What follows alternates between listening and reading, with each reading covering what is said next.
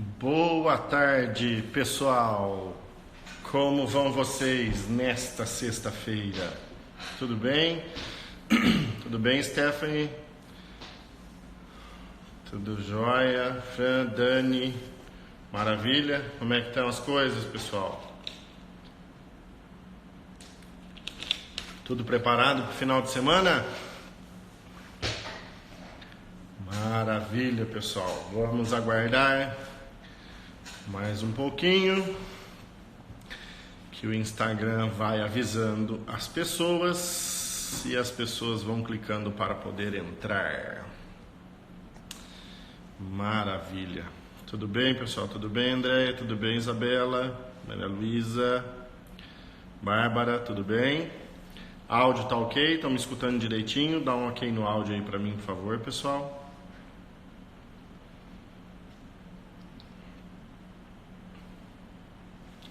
Maravilha. Muito bem. Beleza. Perfeito. Se o áudio está ok, se vocês estão prontos, eu também estou. Vamos começar a nossa live tradicional de sexta-feira, no nosso finalzinho do horário de almoço.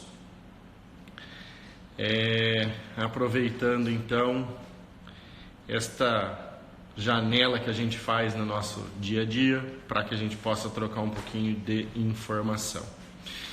Muito bem, pessoal, bom, eu acredito que todos vocês já tenham em algum momento da sua vida profissional atendido um paciente com fibromialgia, ou pelo menos conhece alguém que atendeu, ou tem até alguém na família, tem alguém de amigos que tenha fibromialgia, ou que já foi diagnosticado com fibromialgia. E eu criei, eu verifiquei esse tema para essa live de hoje, porque a gente vê as pessoas falando sobre fibromialgia e fazem da fibromialgia um bicho de 7 cabeças. Na realidade, não que ele seja muito fácil de tratar, uma fibromialgia, mas quando a gente consegue compreender melhor a fibromialgia, a gente consegue ter resultados melhores, tá? Então, é com base nisso que eu quero falar para vocês esta live. Então, desmistificando a fibromialgia. Quando a gente conhece com o que a gente está trabalhando, se a gente entende o que a gente está trabalhando, a gente consegue fazer uma abordagem mais precisa e, consequentemente, os resultados vão aparecer, ok? Então, vamos lá. Primeiro, como é que é feito o diagnóstico da fibromialgia? Tá? Então, segundo o American College of Rheumatology, é um colégio americano de reumatologia, nós temos duas características principais, tá? Que é um índice chamado de índice de dor espalhada, onde então o paciente ele precisa apresentar 19 pontos de dor simétricos pelo corpo, então quando tem de um lado tem do outro.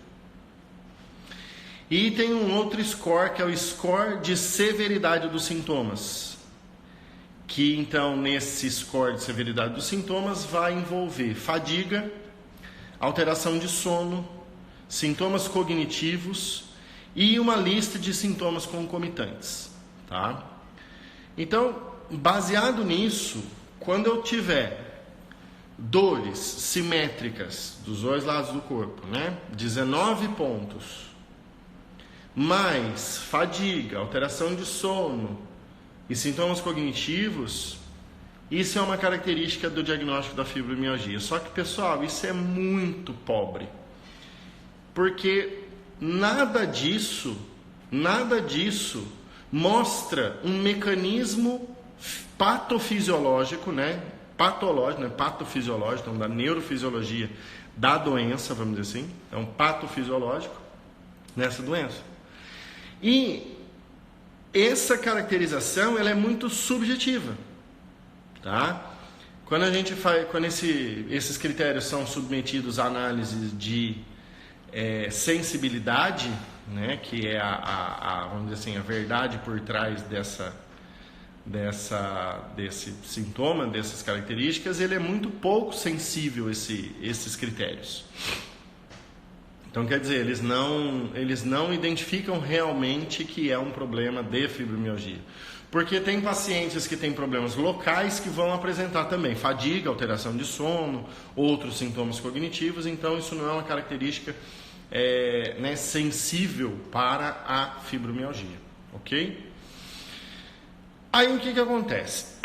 Eu encontrei alguns artigos, eu encontrei algumas publicações onde existe uma tentativa de deixar um pouco mais preciso, tá?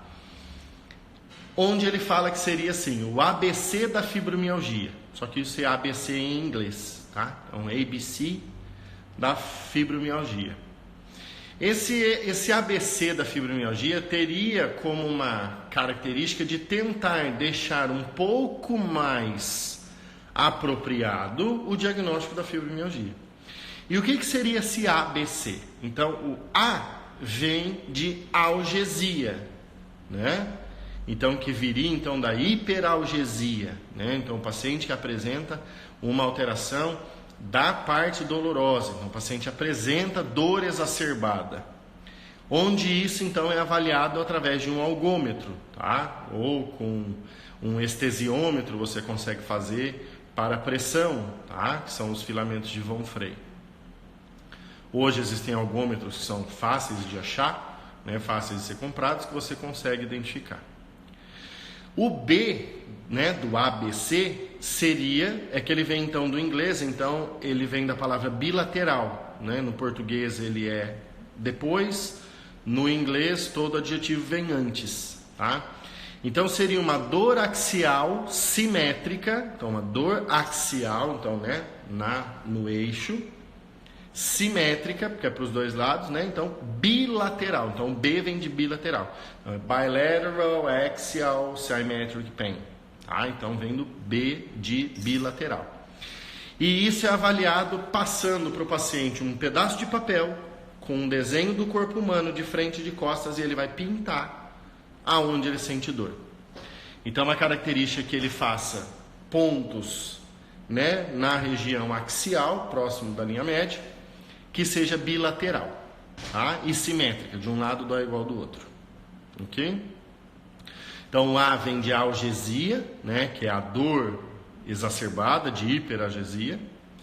O B é de bilateral, né, então de bilateral, que é a dor axial bilateral. E o C vem também de chronic distress, então que é estresse crônico. Essa palavra distress, ela tem uma outra característica que não quer dizer só estresse mental, é estresse físico, é estresse dos sistemas, né, e um estresse generalizado dos sistemas, onde isso é medido através do questionário. Então, com isso, ele ficaria um pouco mais apropriado, um pouco mais sensível para a fibromialgia, tá? Ficaria um pouco mais, né, direcionado e voltado para a fibromialgia do que os critérios utilizados hoje, né, aprovados hoje pelo American College of Rheumatology. Tranquilo? Então, o que a gente vê? O paciente com fibromialgia, então, ele vai ter uma dor espalhada, tá? Ele vai ter uma dor generalizada sobre o corpo, tá? Então ela vai ter que ser mais sensível do que o normal, tá? Então a sensibilidade da dor é mais sensível do que o normal. Ele vai ter que ser bilateral, então A de algesia, B de bilateral e C de crônico, né? De estresse crônico. Então isso tem uma característica que dura no tempo.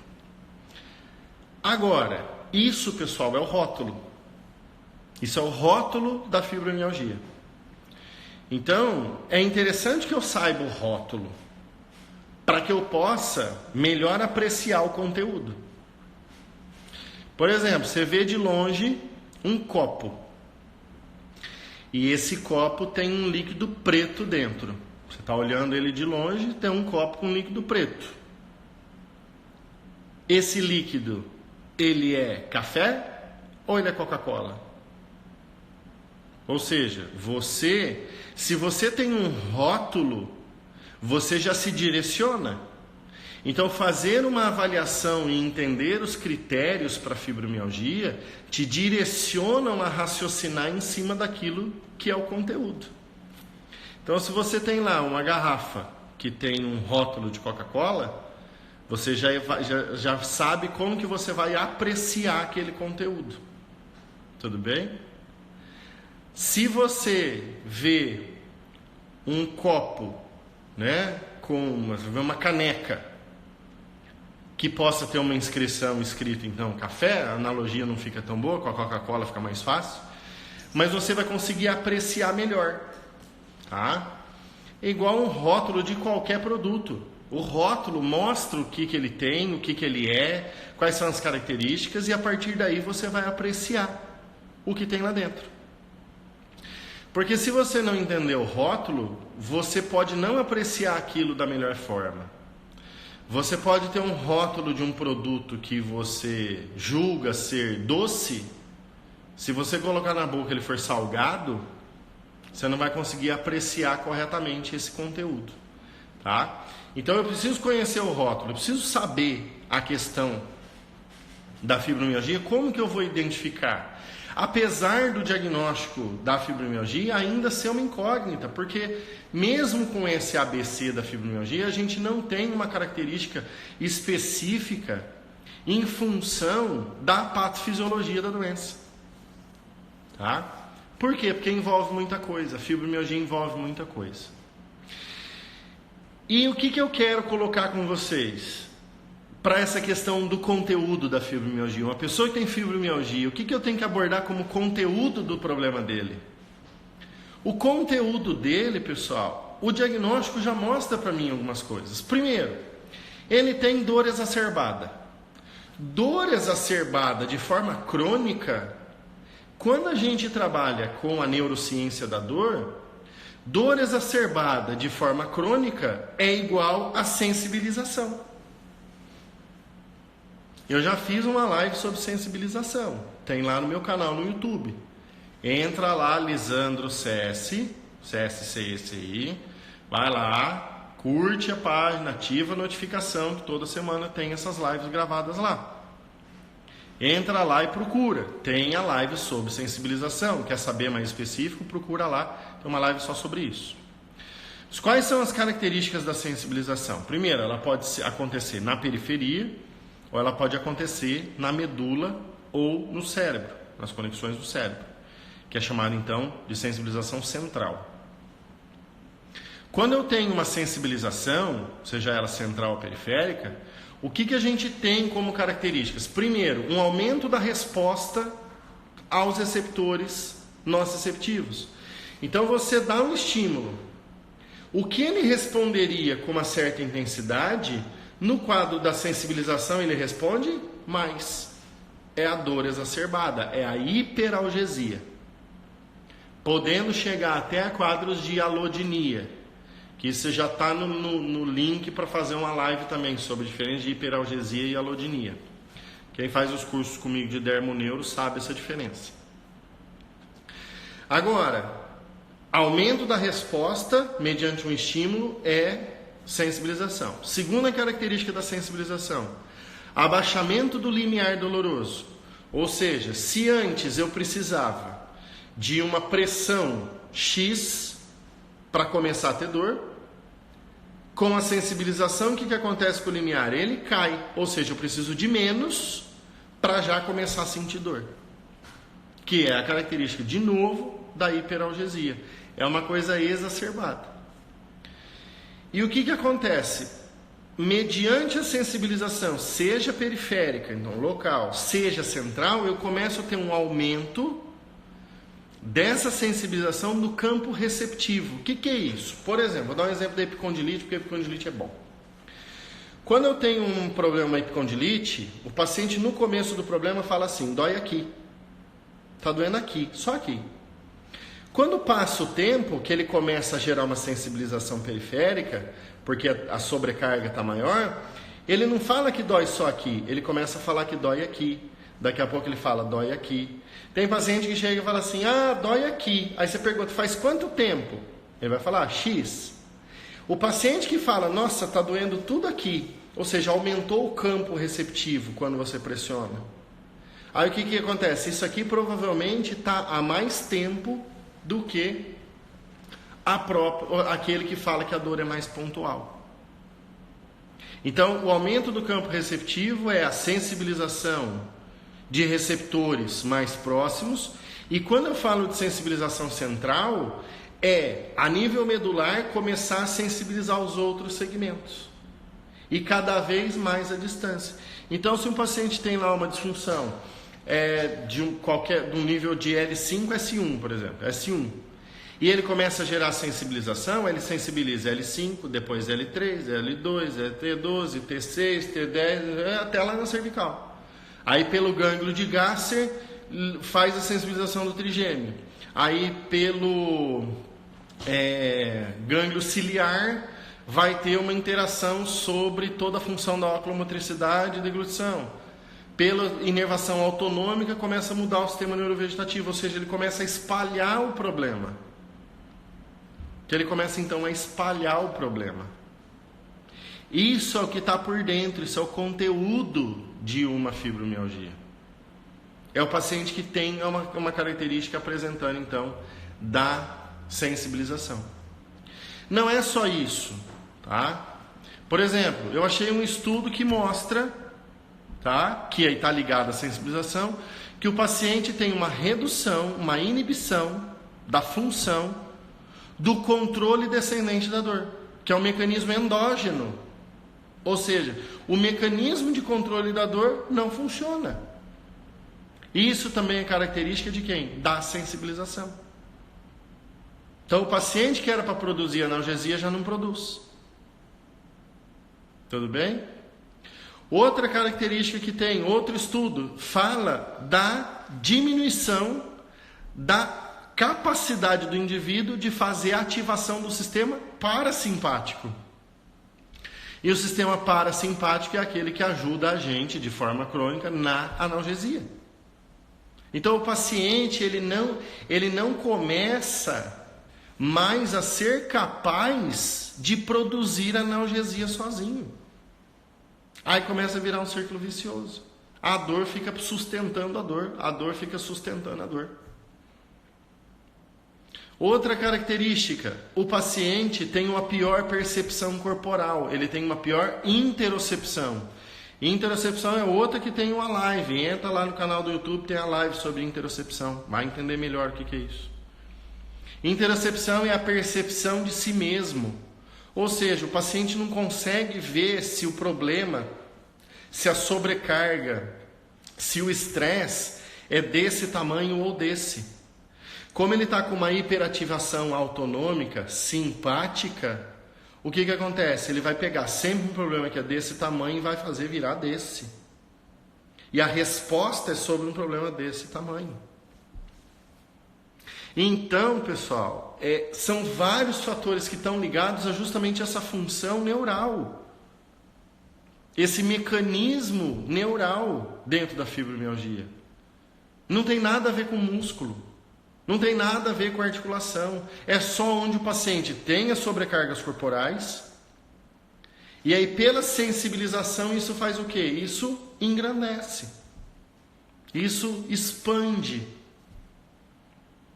Então, o paciente, ele precisa de um trabalho onde você ajude ele a melhorar os mecanismos de controle endógeno da dor, que ele tenha uma melhor percepção corporal e por aí vai. Tem um estudo muito legal que fala sobre a Síndrome Dolorosa Regional Complexa, SDRC, em inglês é CRPS. Tá? A Síndrome Dolorosa Regional Complexa, eles mudaram o nome dela, mas eu gosto mesmo do nome antigo. Porque o nome antigo diz o que é isso. O nome antigo de Síndrome Dolorosa Regional Complexa é distrofia simpático-reflexa.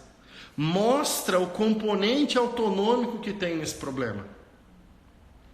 Ele faz uma analogia da síndrome dolorosa regional complexa, fazendo, parafraseando, para uma síndrome dolorosa generalizada complexa, que é a fibromialgia.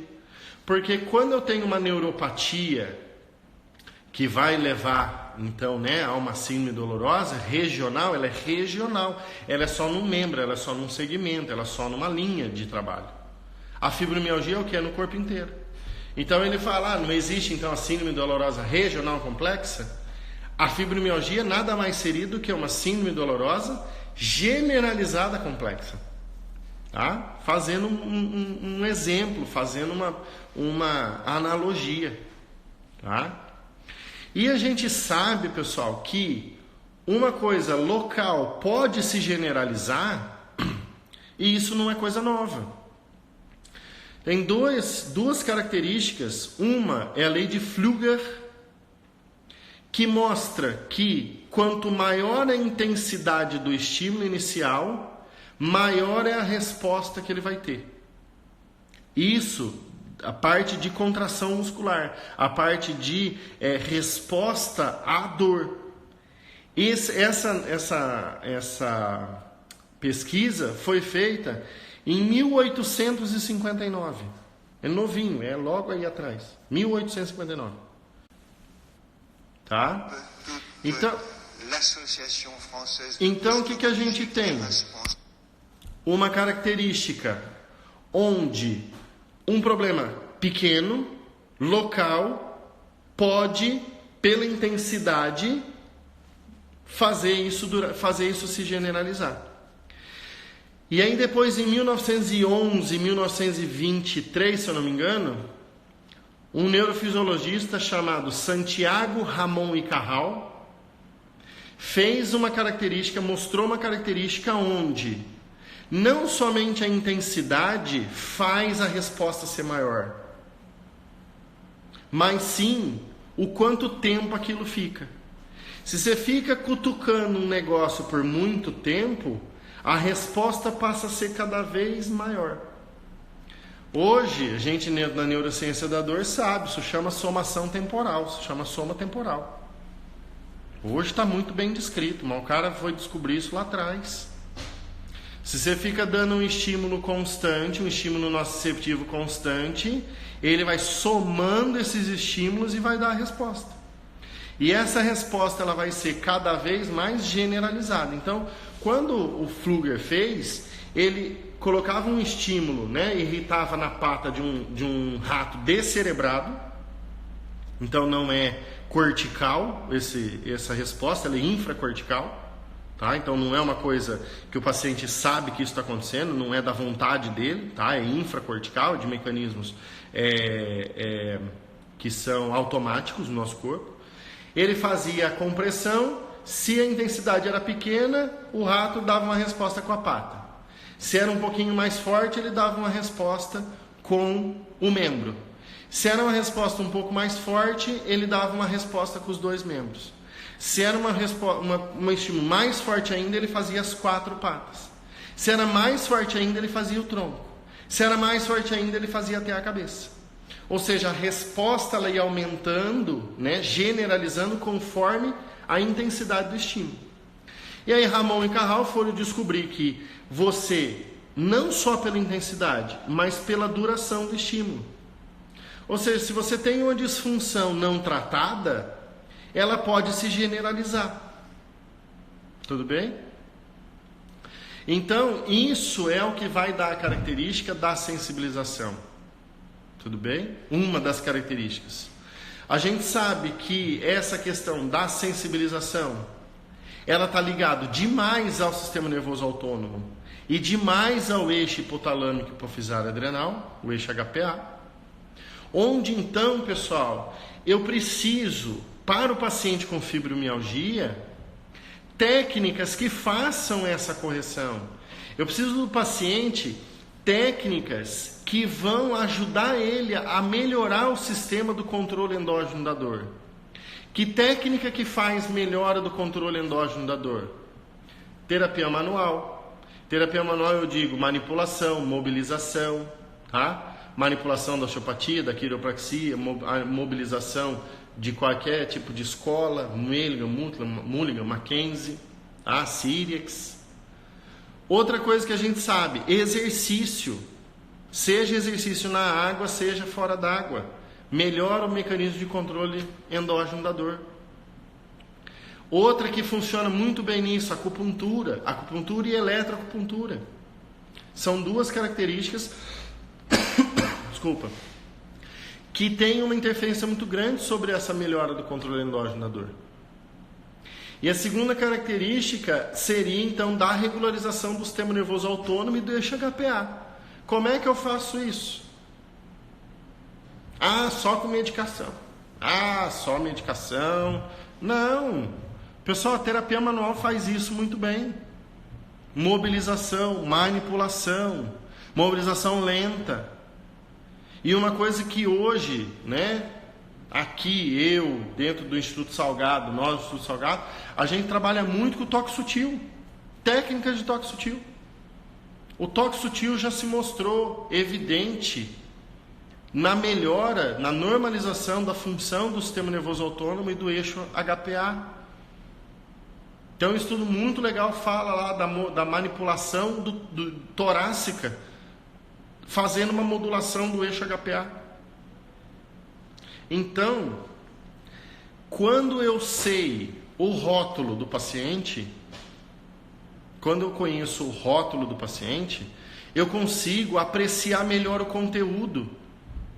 E aí, se eu consigo apreciar o conteúdo, eu sei o que fazer com esse conteúdo. Eu sei abordar esse conteúdo. Pega lá o copo com líquido preto. Se tem um copo com líquido preto, você não tem o rótulo, você não sabe se aquilo é Coca-Cola ou se aquilo é café. Aí você vai e imagina, o que vai bem com aquele líquido preto? Aí você pensa, pizza. Aí você vai ver café. Café com pizza rola? Café com pizza vai bem? Talvez no outro dia de manhã, A gente pede pizza à noite, no outro dia de manhã come a pizza e toma um cafezinho. Mas não vai muito bem. Pizza é gostoso com o quê? Com Coca-Cola.